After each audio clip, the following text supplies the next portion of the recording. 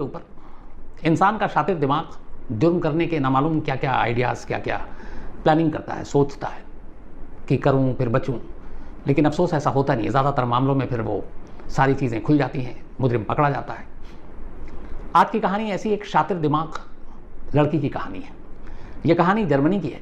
Germany के दक्षिणी इलाके में सदर्न सिटी इंगोल्स्टैड, ये एक जगह का नाम है, और बात लास्ट ईयर 2022 अगस्त की है।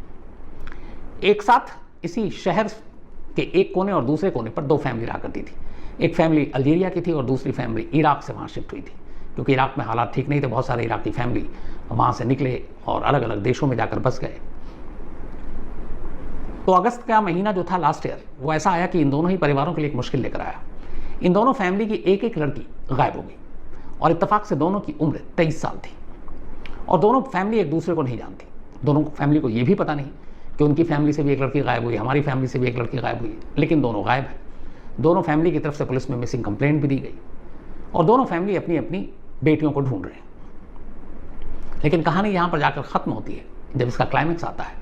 तो खुद जर्मन पुलिस ने एक प्रेस रिलीज जारी कर कहा है कि ऐसे केसेस उनके सामने बड़े कम आए। ऐसा केस जिसमें शुरू से लेकर आखिर तक तमाम ट्विस्ट है, तो ये उनमें से एक केस है। इस केस को आगे चलकर जर्मन मीडिया ने और पुलिस ने भी कार्बन कॉपी मर्डर केस का नाम दिया। कार्बन कॉपी मतलब हूबहू। कार्बन कॉपी क्यों दिया गया, इसकी कहानी आगे आपको बताऊंगा। कुल मिलाकर कहानी यह है कि इसी इंगोल्स्टैड जर्मनी के एक शहर, वहाँ पे एक फैमिली रहा करती थी। इस फैमिली में एक लड़की थी 23 साल की, जिसका नाम था शाहराबान के। शाहराबान इराकी थी, बेहद दिखने में खूबसूरत, ठीक ठाक कदकाठी, काले लंबे बाल और बिल्कुल ठीक ठाक ज़िंदगी चल रही थी। लेकिन शाहराबान की फैमिली बेशक इराक से जर्मनी पहुंच गई, यूरोप पहुंच गई, लेकिन फैमिली की सोच वैसी ही थी। तो वो अपने बच्चों पे, ताकि इधर उधर गलत सोहबत में ना पड़े, काफ़ी नज़र रखते, उनके ऊपर बहुत बंदिशें रखते। और शाहराबान को ये चीज़ें पसंद नहीं थी। उसका एक बॉयफ्रेंड था, वो चाहती थी कि वो अपने बॉयफ्रेंड से खुलकर मिले, बाहर जाए, अपनी मर्ज़ी से ज़िंदगी जिए, लेकिन घर वालों को ये सारी चीज़ें बर्दाश्त नहीं थी। और इसीलिए शाहराबान पर वो लगातार तमाम बंदिशें रखते और बहुत सारी रिस्ट्रिक्शन थी उसके ऊपर। और शाहराबान को ये चीज़ें पसंद नहीं थी। उसे लगता था कि वो एक आज़ाद ज़िंदगी जी। फिर यहाँ तक हो गया कि शाम को, रात को घर से बाहर निकलना, अकेले निकलना, उसके ऊपर भी बंदिशें थी। तो शाहराबान धीरे धीरे परेशान हो गई। इन चीज़ों को लेकर घर वालों से उसका झगड़ा भी शुरू हो गया। वो नहीं चाहती थी कि कोई टोका टोकी करे, लेकिन घर वाले उसकी भलाई के लिए उसके ऊपर नज़र रखते थे। कहते थे अनजान लोगों से ना मिलो, देर शाम घर से बाहर ना निकलो। तो धीरे धीरे वक्त बीता, शाहराबान अपने घर वालों के इस रवैये से परेशान रहने लगी। और फिर एक वक्त ऐसा आया कि उसने सोचा कि काश घर वालों की ये बंदिशें उसकी ज़िंदगी में ना हो और वो एक आज़ाद तरीके से अपनी ज़िंदगी जिए, जैसे उसकी मर्ज़ी हो। अब ये पहली बार उसके दिमाग में ये बात आई। अब वो सोचना शुरू करती है। 2022 की बात है, शुरुआत जनवरी फरवरी की, मतलब लगभग साल भर पहले। अब वो सोचने लगी कि अपने घर वालों की इस बंदिशों से वो कैसे आज़ाद हो। सोचने के बाद फिर उसने अपने बॉयफ्रेंड से भी बात की। उसका बॉयफ्रेंड भी एक जो था, वो एक दूसरे देश का नागरिक था जो जर्मनी में रह रहा था। तब दोनों बात करते हैं। ये भी है कि घर वालों की बंदिशें ना हों, आज़ादी से बिना रोक टोक के मिले। सोचते सोचते आखिरकार शाहराबान ने एक प्लान किया, एक ख्याल आया उसके मन में। इसी ख्याल के आने के बाद और इसी प्लानिंग के बाद अब उसने ये किया कि इंस्टाग्राम पे अपना एक फेक आईडी बनाया। फेक आईडी बनाने के बाद अब उसका काम ये था कि वो अपनी उम्र की, मतलब उसकी उम्र 23 साल थी लास्ट ईयर, अब 24 की है, अपनी उम्र की ऐसी लड़की को ढूंढती और उनसे दोस्ती करती जो न सिर्फ उसकी उम्र की हो, बल्कि उसकी कदकाठी की हो, उसी के बराबर हाइट हो, उसी की तरह चेहरा हो, दिखने में वैसी ही हो, मतलब हमशक्ल हो, बाल से लेकर सारी चीज़ें उसकी जैसी हो। इंस्टाग्राम पर फेक आईडी बनाने के बाद उसने ये तलाश शुरू कर दी, यानी कुल मिलाकर अपनी हमशक्ल की तलाश शुरू कर दी। तलाश करती रही, बहुत सारी लड़कियों तक पहुंची इस फेक आईडी के जरिए, लेकिन किसी में कुछ कमी, किसी में कुछ कमी। उसे वो लड़की नहीं मिल रही थी जिसकी उसे तलाश थी, जो हूबहू उसकी जैसी दिखी। लेकिन फिर भी उसने कोशिश जारी रखी। आखिरकार ये कोशिश जुलाई 2022 में कामयाब रही। इंस्टाग्राम पे एक लड़की उसे मिली जिसका नाम था खदीजा। खदीजा एक अल्जीरिया की सिटीज़न थी जो जर्मन में आकर बस गई थी। 23 साल उम्र थी, दिखने में बेहद खूबसूरत, उसके भी काले बाल और हाइट, शक्ल, सूरत सब उसका बिल्कुल शाहराबान जैसा। तो जब खदीजा को इंस्टाग्राम पर देखा शाहराबान ने, तो उसे लगा कि यही वो है जिसकी उसे तलाश है। खदीजा एक फैशन ब्लॉगर थी। इंस्टाग्राम पर, बाकी सोशल मीडिया पर वो न सिर्फ फैशन के अलग अलग टिप्स देती बल्कि फ़ैशन के प्रोडक्ट्स भी बेचा करती थी। तो एक फ़ैशन ब्लॉगर थी, उसकी हर तरह की तस्वीरें, वीडियो शाहराबान ने हर एंगल से देखा और उसे लगा कि ये परफेक्ट है जिसकी उसे तलाश है। अब ये तलाश खत्म हो गई, अब उस तक पहुंचना है। अब उसने धीरे धीरे उससे चैट कर उससे दोस्ती करनी शुरू की। काम आसान इसलिए था कि खदीजा एक फ़ैशन ब्लॉगर थी, तो बहुत सारे लोग उसको अप्रोच करते थे। फिर वो ब्यूटी प्रोडक्ट बेचती थी, तो बहुत सारे ऐसे कस्टमर, ग्राहक थे जिसके ज़रिए वो आसानी तक पहुँच सकती थी। शाहराबान ने भी यही तरीका अपनाया। उसने ब्यूटी प्रोडक्ट खरीदने के लिए खदीजा को कांटेक्ट करना शुरू किया। दोनों बात करते रहे इंस्टाग्राम पर, दोनों में थोड़ी बहुत जान पहचान भी हो गई। अच्छा, शाहराबान जहाँ रहती थी, खदीजा की दूरी घर की वहाँ से करीब करीब 140 किलोमीटर थी दूर, तो नज़दीक भी नहीं था कि मुलाकात हो सके, वो लगभग 140 किलोमीटर दूर। इधर खदीजा की कहानी ये थी कि वो अल्जीरिया की सिटीज़न थी। उसकी शादी घर वालों ने पहले करा दी थी, लेकिन पति से बनी नहीं और दोनों में तलाक हो गया। तलाक होने के बाद अब उसने दूसरी शादी कर ली और अब वो अपने दूसरे शौहर के साथ जर्मनी में रह रही थी और फैशन ब्लॉगर थी, उसका काम ठीक ठाक चल रहा था। तो जब शाहराबान ने उसको कांटेक्ट किया तो फिर धीरे धीरे बातचीत के बाद अगस्त 2023 बल्कि 2022 की तारीख आ गई। शाहराबान ने एक रोज़ अगस्त में खदीजा से कहा कि मुझे तुमसे कुछ ब्यूटी प्रोडक्ट खरीदनी और मुलाकात भी करनी है। हम लोग अब तक सोशल मीडिया पे ही एक दूसरे को जानते हैं, आमने सामने मिलेंगे, मैं तुम्हारी फ़ैन हूँ। फिर ये भी था कि हम दोनों की शक्ल बहुत मिलती है, तो मैं मिलना चाहती हूँ, पास से देखना चाहती हूँ। उसने पूरी तरह से खदीजा को शीशे में उतार लिया। खदीजा भी तैयार हो गई। इसके बाद अब खदीजा वहाँ से निकल रही है। एक रोज़ अगस्त में खदीजा अपने घर से निकली और निकलने के बाद उसने घर वालों से कहा कि मैं अपने एक्स हस्बैंड से मिलने जा रही हूँ। अब ये झूठ क्यों बोला पता नहीं, लेकिन वो वहाँ से निकली। उसके बाद बताई हुई जगह पर शाहराबान के खदीजा पहुँच गई। इधर शाहराबान अपने पेरेंट्स, घर वालों की ब्लैक मर्सिडीज़ लेकर बताई हुई जगह पर खड़ी हुई थी और शाहराबान के साथ उसका बॉयफ्रेंड भी मौजूद था। अब ये दोनों वहाँ पर थे।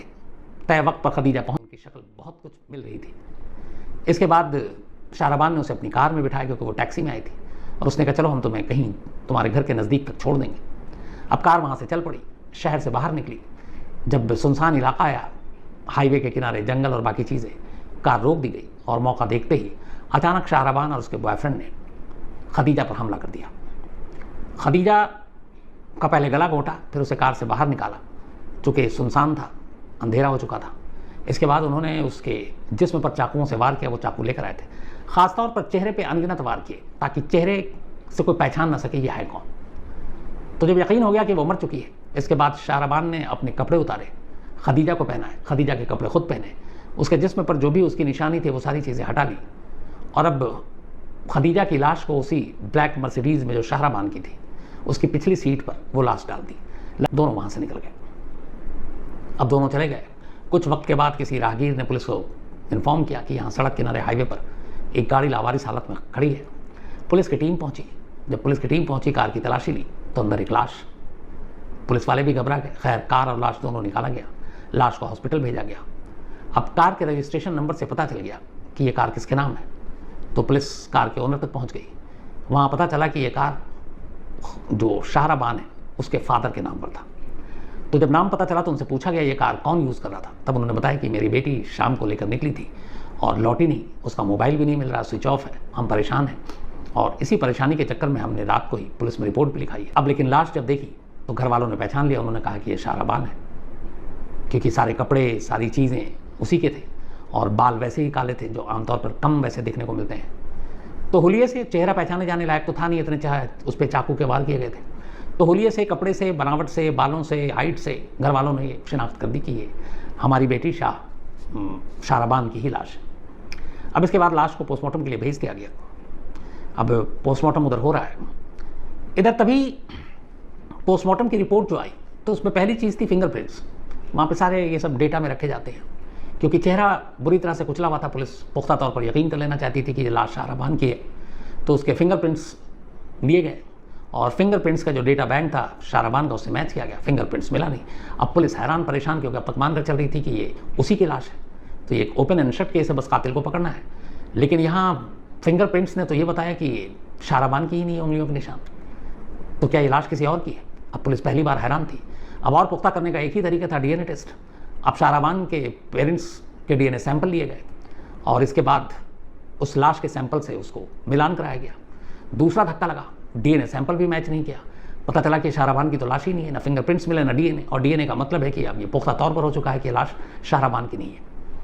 अब शाहराबान की नहीं है तो फिर कौन है ये लड़की, किसकी लाश है, इसको किसने मारा? अब पुलिस के सामने ये सवाल थे।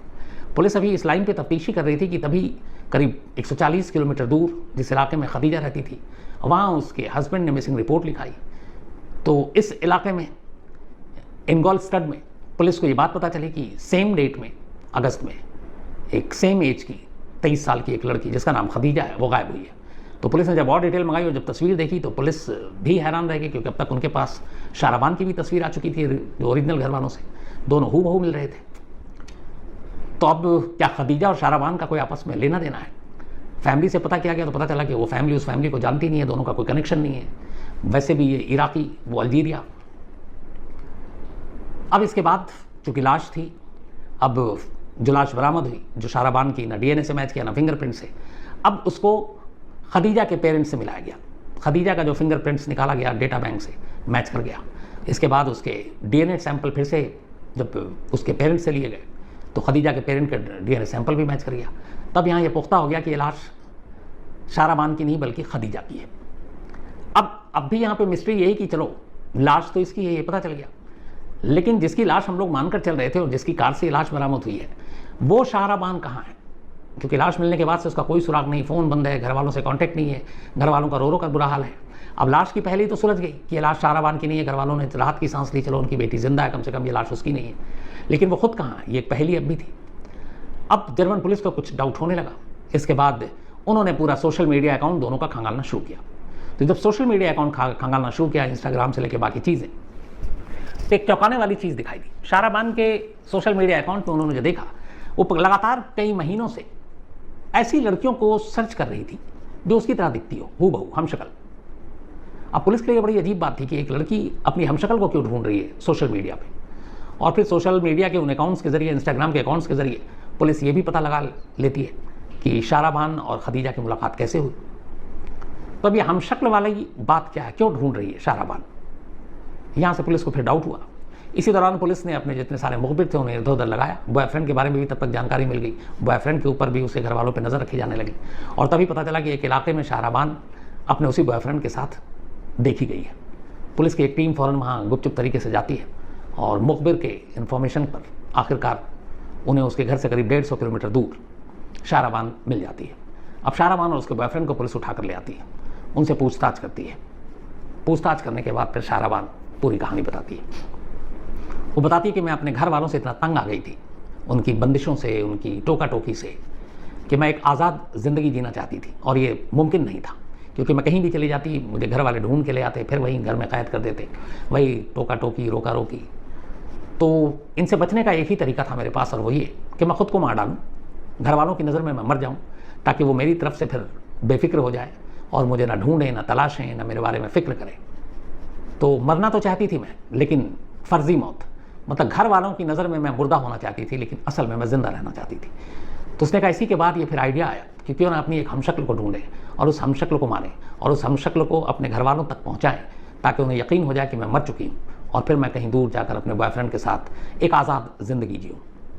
इसी सारी साजिश के तहत उसने इंस्टा और सोशल मीडिया के जरिए अपनी हमशक्ल को ढूंढा और इत्तेफाक से, बदनसीबी से वो खदीजा निकली, जिससे उसकी ना कोई दुश्मनी थी ना दोस्ती थी, लेकिन अपनी आज़ादी को पाने के लिए वो एक खून करना चाहती थी।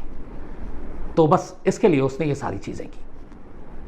शुरुआत में मोटिव था नहीं, इसके बाद इन दोनों के बयान सामने आ गए और आखिरकार अभी इसी तब कुछ दिनों पहले पुलिस के पास जब सारे एविडेंस आ गए, तब उन्होंने कोर्ट में ये केस दाखिल किया है और एक मर्डर का केस दोनों के ऊपर, शाहराबान के ऊपर भी और उसके बॉयफ्रेंड के भी ऊपर, क्योंकि पुलिस का मानना है कि इन दोनों ने ये मिलकर साजिश रची और मिलकर कत्ल किया। जर्मनी में कत्ल के लिए या मर्डर की सज़ा जो है 20 साल है। तो अब इन दोनों के ऊपर जो सारी चीज़ें हैं, जितने प्रूफ हैं, पुलिस के पास लगता है कि पुख्ता है और उन्हें यकीन है कि वो 20 साल तक की सज़ा शाहराबान और उसके बॉयफ्रेंड को दिला देंगे। लेकिन उधर खदीजा के घर वाले, उसके हस्बैंड को यही लगता है कि बिना किसी वजह के, बिना किसी दुश्मनी, बिना किसी दोस्ती के एक 23 साल की लड़की की